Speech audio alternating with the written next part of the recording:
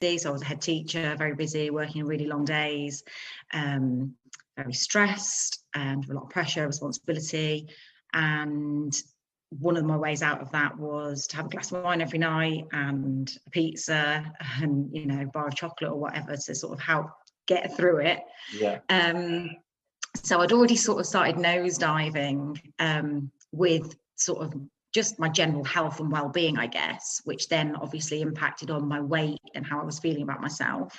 I knew I'd put on an awful lot of weight, so I'd put on nearly 4 stone from when I before baby, like when I've been previously in a healthy state.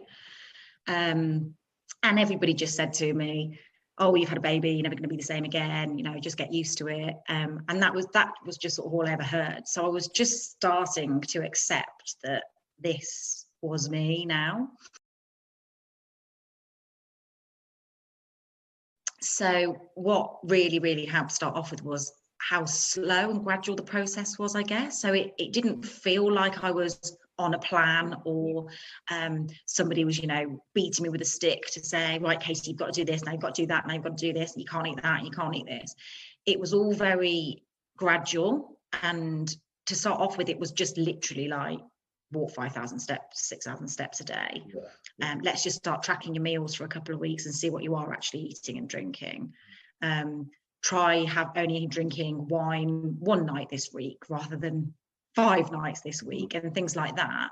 And I think it was just sort of that gradual build-up process. And at each sort of review point that we've had, we've then just like tweaked something and changed something quite small at any one time, rather than going, right, you've got to stop doing this now, you've got to stop doing that, and you need to do this. It's always been the changes and the just the changes have always been very gradual and sort of incremental to build up over time to make it sustainable. I've probably said this before, like when I first started doing the workouts and stuff, I was literally like, it was like 2.5 kg little dumbbell things.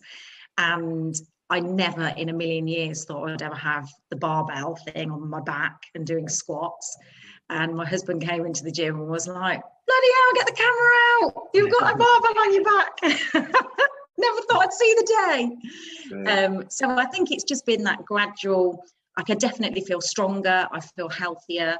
And despite that I'm very tired, and because I'm, you know, running around after a 16-month-old child all the time who's very active, I do generally feel healthy and well, despite the fact that I run on very little sleep. And for me now, with how busy life is, this has been absolutely ideal because we don't have to meet up face to face. I don't have to see you in a gym. You're at the other end of an app. If I need something, we can slot these calls in, you know, when we've got half an hour. I think once I sat in a car, I was going to a class at the gym and I had it on my phone and we had our catch up, and then I carried on with my day rather than traveling somewhere and things like that. So I think to anybody who's on the fence, don't let the online thing put you off. It's actually been much more beneficial, and I think it's probably more productive. You always need somebody there to sort of give you that little bit of a push. And well, for me, I know I wouldn't have done it if I hadn't got you know, giving me that confidence. And there's been so much that's happened in the time we've worked together, with illnesses or, you know, other stuff going on. I've quit my job, blah, blah, blah. And when there's been those pockets, you've always just said, look, take time for you. You need to, you are the priority. And ultimately that's what it's all about. We're looking at everything. We're looking at, you know, just your basic steps, or how much you've slept, and then your food, and then your exercise, and how are you feeling, and what's going on in your life actually at the moment, because it's all part of that bigger picture. It's not just, right, get in the gym and do 50 squats. And I think if that was the approach, that would not have sat with me.